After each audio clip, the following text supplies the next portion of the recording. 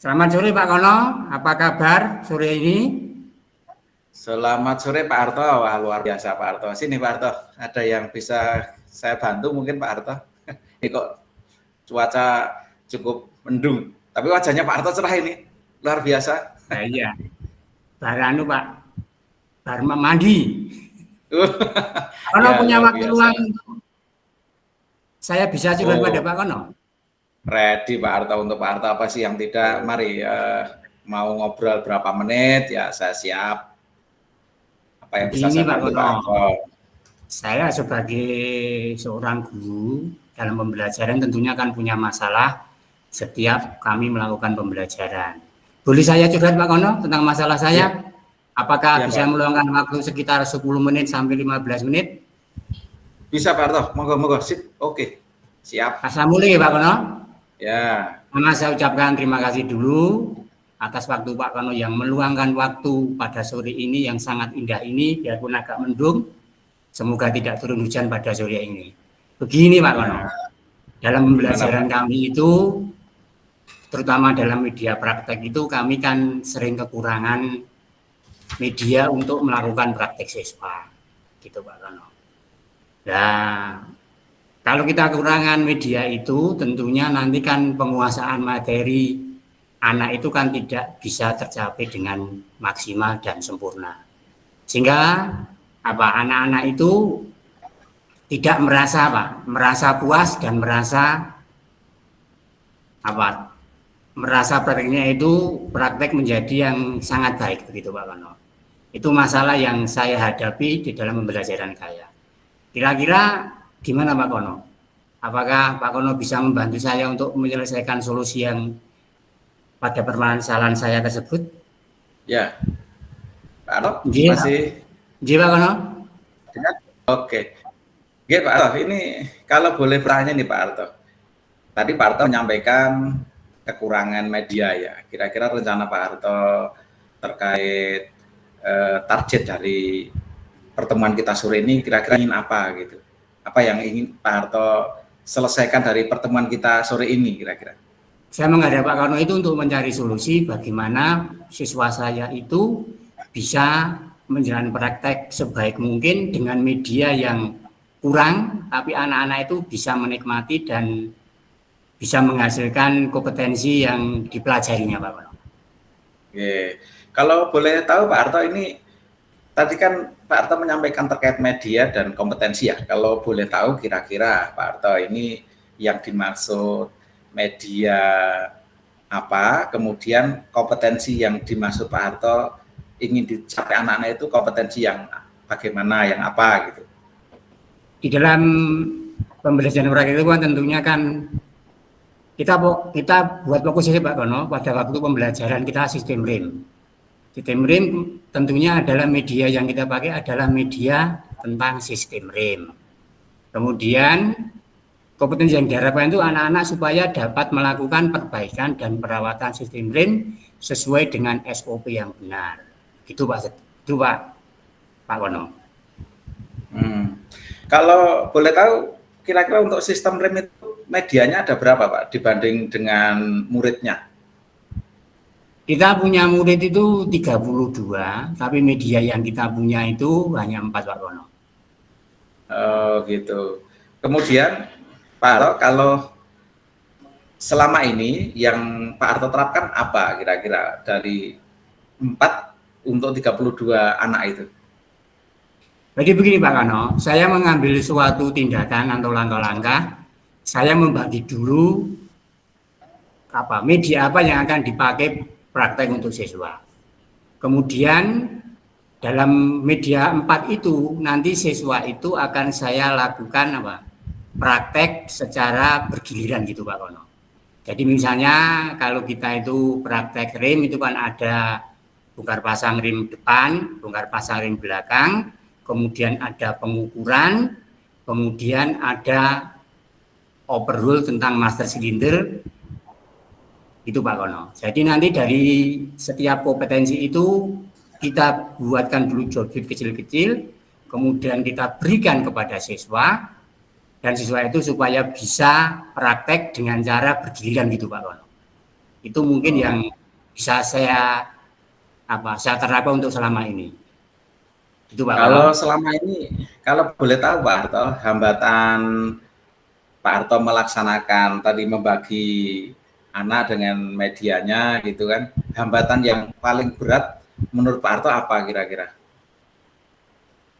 Jadi Pak Kono, hambatan yang saya hadapi itu adalah anak itu kurang mendapatkan praktek pembelajaran itu tidak begitu banyak.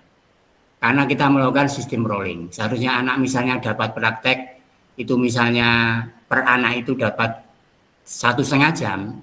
Kalau sistem rolling nanti anak itu prakteknya akan berkurang dan penguasaan yang kedua, penguasaan kompetensinya itu juga akan tidak maksimal karena keterbatasan waktu yang kita siapkan karena kekurangan media tersebut. Itu Pak Kono. Oh ya, jadi hambatannya karena kurang mendapatkan praktek ya Pak ya. Kompetensi prakteknya sangat kurang gitu karena waktunya terbatas, alatnya juga sementara seadanya gitu. Kemudian Pak Harto, kalau boleh saya tahu ini Pak Harto, adakah perencanaan Pak Harto ke depan untuk mengurai ini? Barangkali Pak Harto sudah punya solusi-solusi atau pemikiran-pemikiran kira-kira yang mau diterapkan ke depan. Kalau selama ini kan Pak Harto tadi menyampaikan hanya membagi siswa dalam bentuk kelompok-kelompok, kemudian memberikan masing-masing kompetensi yang berbeda gitu. Untuk kedepannya kira-kira menurut Pak Harto yang lebih efektif untuk mengatasi kekurangan media tadi apa Pak Harto? Saya merencanakan dan berpikir saya akan melakukan konsultasi dengan ketua jurusan saya, akan membuat suatu perencanaan pada jurusan untuk penambahan media pembelajaran praktek. Dengan menggunakan perencanaan itu mungkin dengan menggunakan dana BOS kita mampu untuk mencukupi peralatan praktek yang kita butuhkan walaupun secara bertahap. Begitu Pak Sungkono. Ada yang lain barangkali Pak Harto? Yang pertama tadi kan mencoba untuk mengkomunikasikan dengan jurusan supaya jadi prioritas ya penambahan media itu. Dari dana BOS mungkin ada yang lain. Yang lain kita misalnya kita membuat suatu perencanaan mengajar itu sesuai dengan apa? Dengan beban beratnya kompetensi Pak. Misalnya kalau sistem RIM itu yang sering dipakai dalam pembelajaran di dunia industri. Misalnya kalau anak praker itu sistem RIM itu kan suatu pekerjaan yang utama dan harus dilakukan.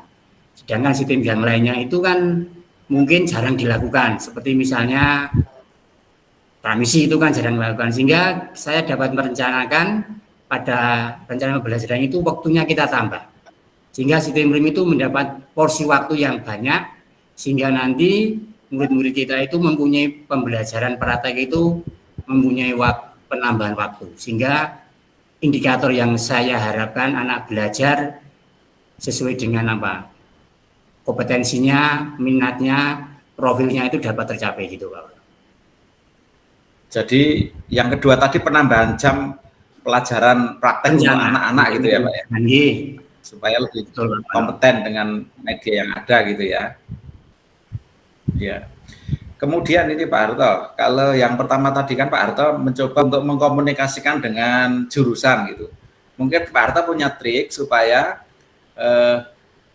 apa yang Pak Harto usulkan itu menjadi prioritas dari pengembangan jurusan atau pengadaan alat itu di tahun ini itu Pak. Mungkin ada trik-trik gitu Pak Harto. Ya, trik-trik yang kita lakukan adalah kita mengadakan biasanya kita mengadakan bedah pembelajaran Pak Karno. Kita cocokkan dengan dunia usaha dan dunia industri supaya match. Jadi sebenarnya kita itu di dunia industri itu kira-kira kebutuhan apa yang paling dikuasai siswa itu untuk dia terjun ke dunia usaha dan industri. Yang kita kira urgent penting dilakukan ya kita buat suatu skala prioritas bersama jurusan berkolaborasi menjadi satu untuk mewujudkan penambahan alat itu supaya tercapai pembelajaran kepada siswa yang yang maksimal. Gitu Pak Ono. Kemudian, kalau yang pertama sudah ada trik untuk menjadi prioritas di jurusan, kemudian kalau yang kedua tadi, kira-kira untuk perencanaan menambah jam pelajaran itu, Pak Harto perlu melibatkan siapa saja itu? Yang jelas, dalam perencanaan itu saya perlu melibatkan teman-teman yang mengajar dalam bidang yang sama, tapi mengajar pada kelas berbeda. Sehingga nanti misalnya untuk pembelajaran yang lain bila bisa kita berikan pada kelas yang lain itu dengan durasi waktu yang lebih panjang. Itu Pak Ono. Harus ada kerjasama antara guru yang satu dengan yang lain. Intinya bekerja sama. Ya, jadi Pak Harto punya komitmen untuk melaksanakan itu. Kira-kira nanti yang terlibat dalam pelaksanaan IDD Pak Harto itu siapa saja di sekolah kita? Yang jelas begini Pak Ono, yang terlibat itu terutama adalah kalau bidang perencanaan tentunya adalah bidang kurikulum, perencanaan pembelajaran. Kita harus membuat suatu lobby dengan kurikulum supaya bisa memberikan keleluasan kepada kita untuk mengurangi dan menambah jam kompetensi yang paling urgent yang berhubungan dengan dunia usaha dan dunia industri.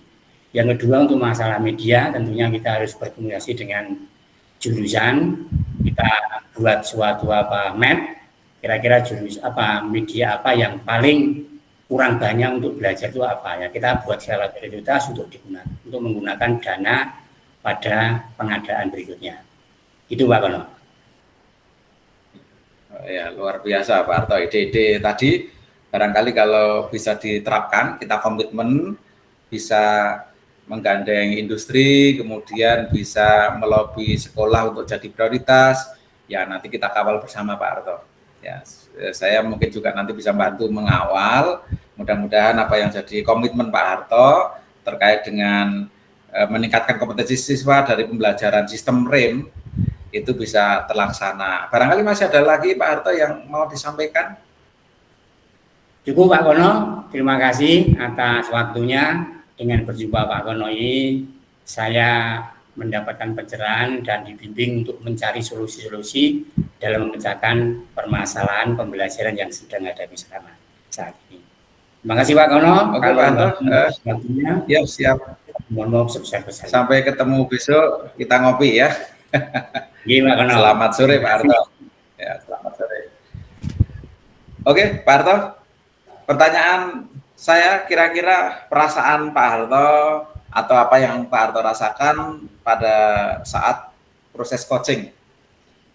Yang pertama saya sangat bahagia, memang yang saya utarakan ini adalah masalah yang sebenarnya bukan. Masalah yang sebenarnya pada jurusan saya. Jadi saya tidak mengada-ada, jadi apa yang saya sampaikan ini bukan suatu tulisan, tapi memang ini sering terjadi dan terjadi pada jurusan saya antara media dan siswa itu tidak imbang. Yang kedua, saya bisa melakukan curhat pada Pak Kono untuk mencari solusi ini merupakan suatu hal yang luar biasa. Guru-guru yang muda seperti kamu itu tentunya mempunyai suatu visi yang luar biasa ke depan. Dan saya merasa bahagia hari ini ketemu Pak Kono. Itu mungkin refleksi yang saya bisa berikan. Kemudian saya juga mengharapkan ada penambahan pola pikir saya untuk mencari solusi yang lain apabila saya mempunyai masalah yang saya hadapi pada pembelajaran kompetensi yang selain yang saya bicarakan hari ini. Itu Pak Kono. Terima kasih. Oke Pak Harto, luar biasa. Terima kasih Pak Harto. Sukses.